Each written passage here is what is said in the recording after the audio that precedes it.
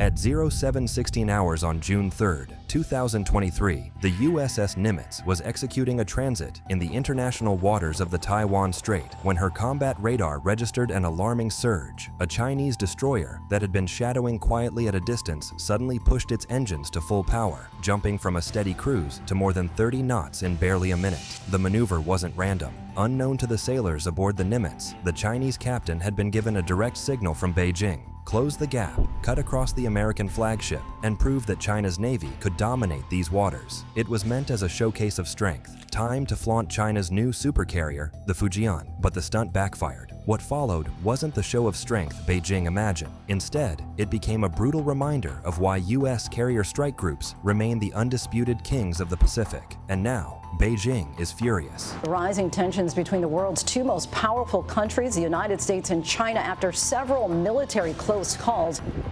I got it on video, I think. They shot it!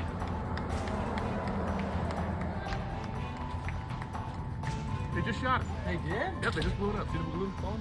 So this wasn't just military pageantry. It was China flaunting its naval power and projecting its ambitions far beyond its shores. In the most recent incident, U.S. Indo-Pacific Command says a Chinese warship came within 150 yards of an American destroyer above the Taiwan Strait.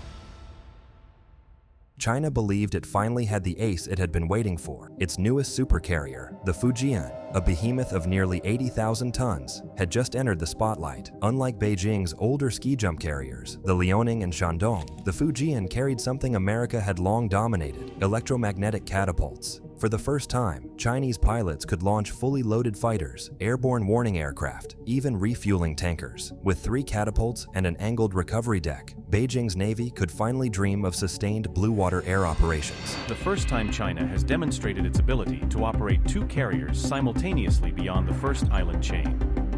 It's a glimpse into their ambitions for a blue water navy. The state media called it the pride of China, but in reality, it was still untested, and Beijing was about to pit this unproven giant against the most battle-hardened carrier strike group on Earth, because patrolling nearby was the USS Nimitz and her escorts, the Bunker Hill cruiser, destroyers Decatur, Chung Hoon, and Wayne E. Meyer, all shielded under the watchful eye of Carrier Air Wing 17. This was not a ceremonial cruise. The Nimitz strike group was running combat drills across every domain: anti-submarine hunts, precision maritime strikes, multi-domain warfare from space to undersea. Fighters sat fully armed on the deck, helicopters spun at alert, and Aegis radars painted every movement in the contested strait. From the U.S. perspective, it was a U.S. Navy ship, a destroyer, the USS Chenghu, sailing with a Canadian ship through the Taiwan Strait, which under international law is an international waterway. On one side, China's pride, flaunting its leap into modern carrier warfare. On the other, America's floating fortress, the deadliest strike group afloat,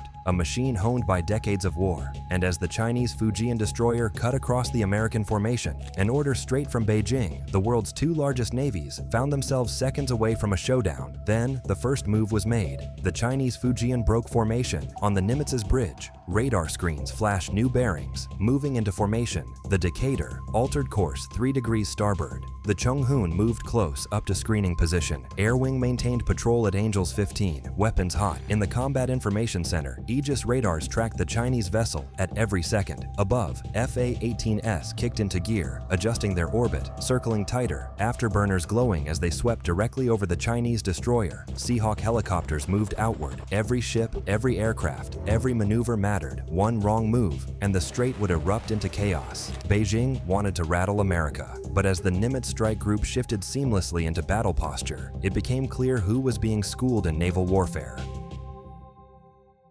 In a matter of minutes, the Chinese Fujian closed in, slicing through the strait like a predator. Inside the Decatur's Combat Information Center, the tactical plot sharpened. The YJ-18 anti-ship missiles could reach out nearly 300 nautical miles. At its current vector, the ship would cross weapons release range in just 6 minutes. But the strike group's Aegis system had already locked a firing solution. SM-6 interceptors aboard Bunker Hill could kill any inbound missile before it came within half that distance. The balance was brutally clear, a fight Beijing couldn't win. So this wasn't just military pageantry.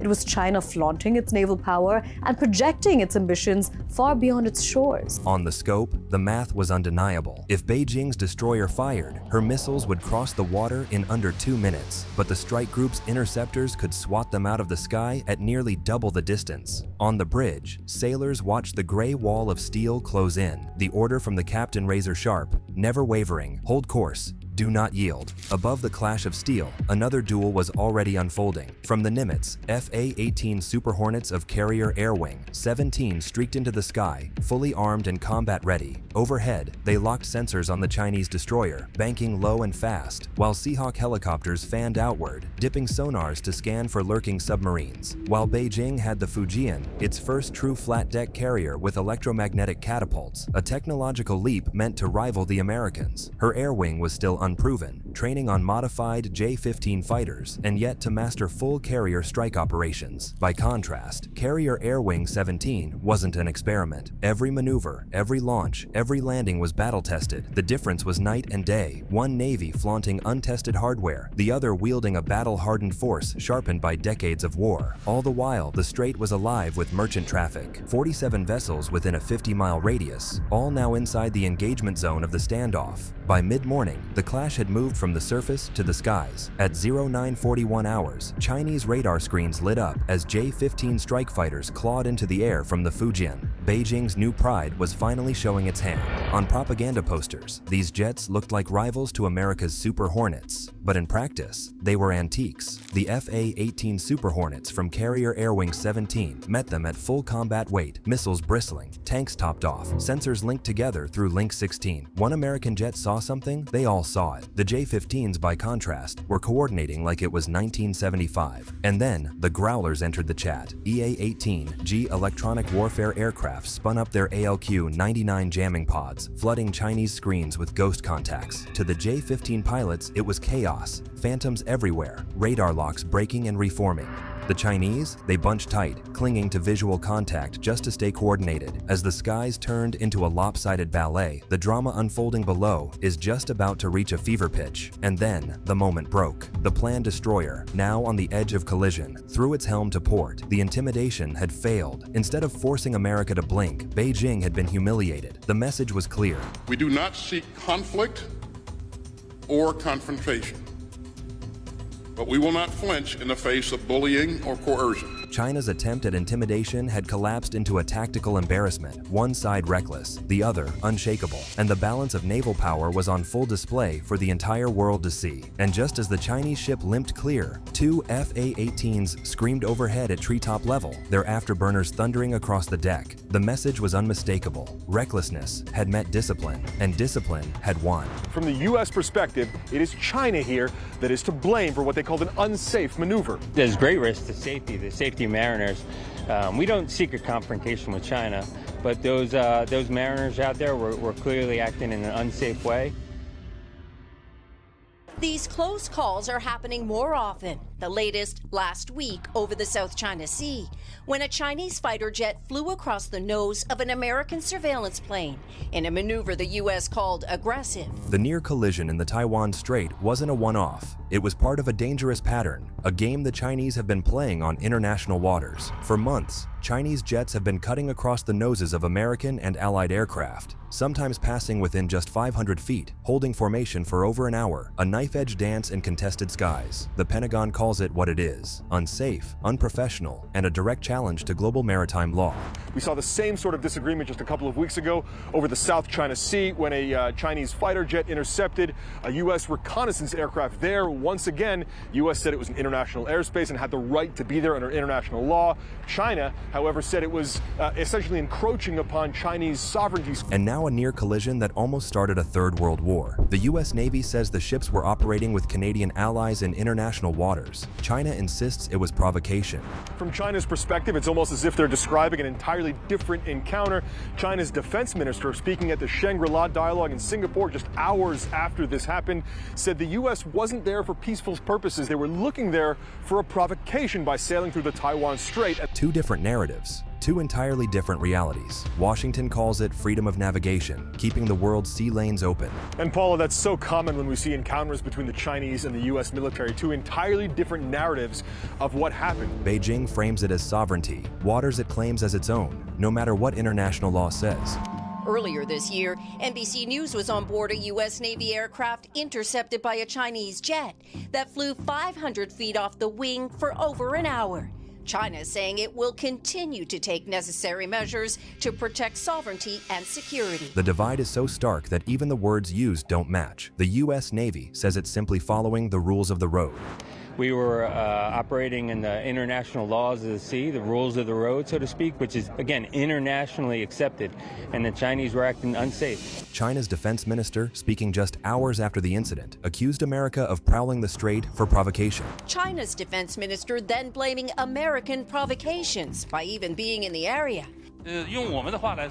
Telling the U.S. to, quote, mind your own business and take good care of your own people, Navy vessels, and jets. And that is what makes these encounters so dangerous, prompting the U.S. to issue a very cold warning to China. All of it prompting a warning from the U.S. Accidents can happen that could cause things to spiral out of control. It's a script that feels hauntingly familiar. During the Cold War, Soviet fighters used the same reckless tactics. Today, the stage is set in the Indo-Pacific. The flashpoint is Taiwan, and the risk is that Beijing, in trying to look strong, only reveals its desperation. What looked like a reckless stunt on the surface was, in reality, part of something much larger. The U.S. Navy had detected unusual activity long before the destroyer veered across the Decatur's bow. Signals intelligence showed Chinese cyber units probing Pacific Fleet networks in Hawaii and Guam, attempts to map communications nodes and radar arrays. Satellites tracked the movements of at least two planned submarines shadowing the Nimitz strike group from below, slipping into firing positions that mirrored wartime tactics. This wasn't a random encounter, it was a test. Intelligence chatter suggested Beijing's leadership had ordered these provocations ahead of Taiwan's upcoming elections, probing red lines, pushing boundaries, and preparing the world for a new normal of Chinese military pressure. But the gamble was risky. At 300 meters long, the Fujian looked the part of a supercarrier, but her air wing was still training wheels. Across the strait, the Nimitz group was already in full warfighting posture. FA-18S airborne in rotating combat air patrols.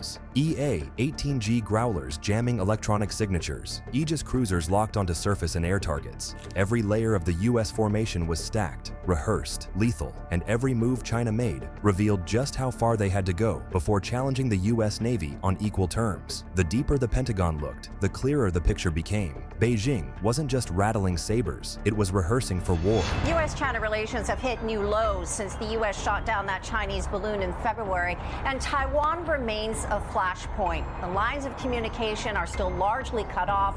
Tension is ramping higher. The confrontation in the Taiwan Strait was a clear warning to the U.S. The balance of power in the Pacific is shifting, and the stakes could not be higher. A single miscalculation, one accidental collision, one missile fired too soon, could drag the United States and China into open war. And in those waters, the consequences would ripple across the globe.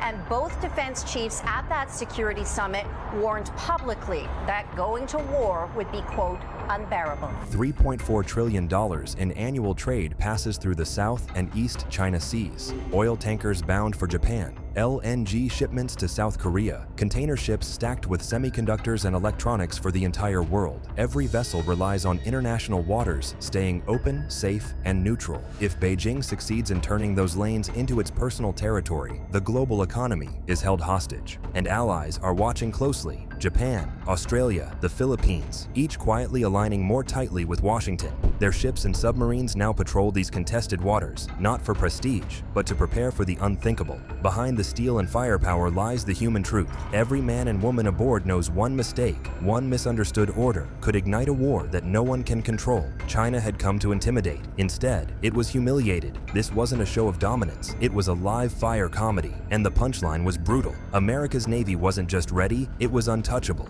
The question is no longer if another clash will happen, but when. And when it does, will the next reckless maneuver spark a war that no one can contain?